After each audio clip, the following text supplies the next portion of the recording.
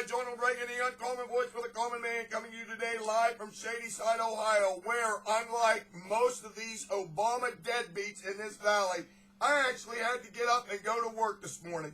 So I did not sit by my television with the wall-to-wall coverage and watching the clock tick down to see whether or not the federal government was going to be open for business today.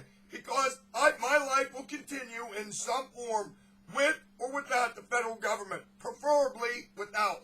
Because the way I see it, if the federal government is closed, they're not spending my money.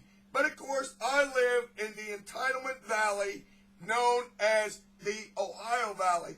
And all these people were worried about what was going to happen if the precious federal government shut down. It was all over our local newscast. What will it be like if the government shuts down? Your Social Security checks will be interrupted. The military won't get paid. Grandma will be out on the street eating cans of dog food. It happens every time. But, like I said, I went to bed. So I get up and, of course, what do I see? The cheery news that the damn government's still open for business. And they came up with a paltry $38.5 billion, that's billion with the B, in cuts. $38 billion. Now, considering that Obama's budget deficit just this year alone is something like $1.2 trillion, we get $38.5 billion in cuts. Totally unbelievable. And of course, somehow, some way, NPR is still being funded. They call us all a bunch of racist and Islamophobiacs, and somehow, some way, the Republicans actually allow NPR to get funded. Oh, and by the way, we stopped federally funded abortions in D.C. That's it. D.C., one federal district out of the whole country, somehow, some way, are not going to get federal funds for abortions. That's beautiful. So that means all the damn crackheads in D.C. are going to have to fork out their own money for their own abortions. That's just beautiful. But you know what? Lost in all this is Obama's Homeland Security has a new color-coded system to warn us of impending attacks from Israel.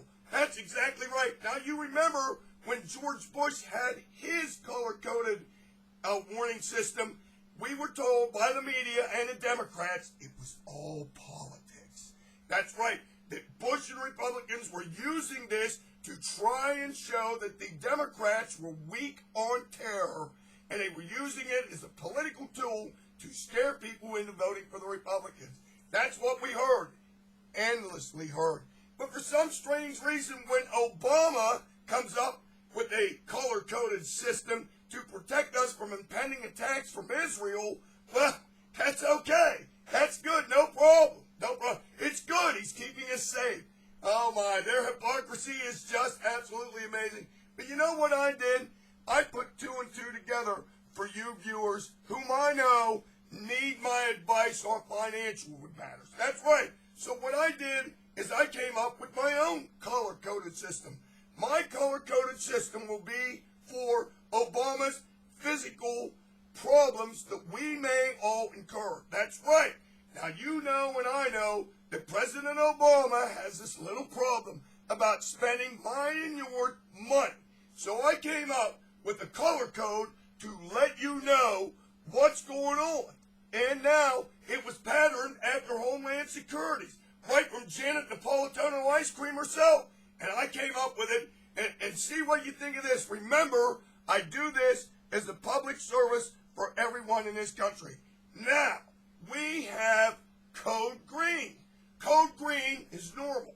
But you and I understand that that's when Van Jones, the admitted communist, sneaks in the back door of the White House and somehow gets back into his green job czar.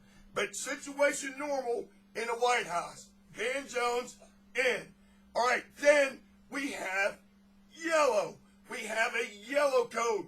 That's the code that you and I know that somehow, some way, Obama has managed to sell more of our debt to his Marxist buddies in Red China.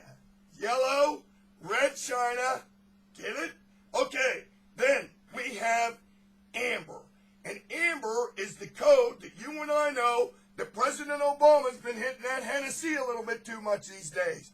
And when he gets a little bit too blitzed, he gets on the phone to his buddy Timmy Geithner and gets him to push the start button on the government printing presses. And we need to know that, because we know then that more inflation's coming. So when you hear that there's an Amber Alert, don't think about Childs and stuff like that.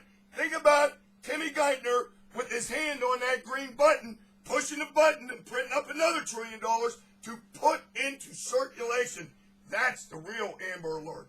And then, of course, we have blue. That's right, blue.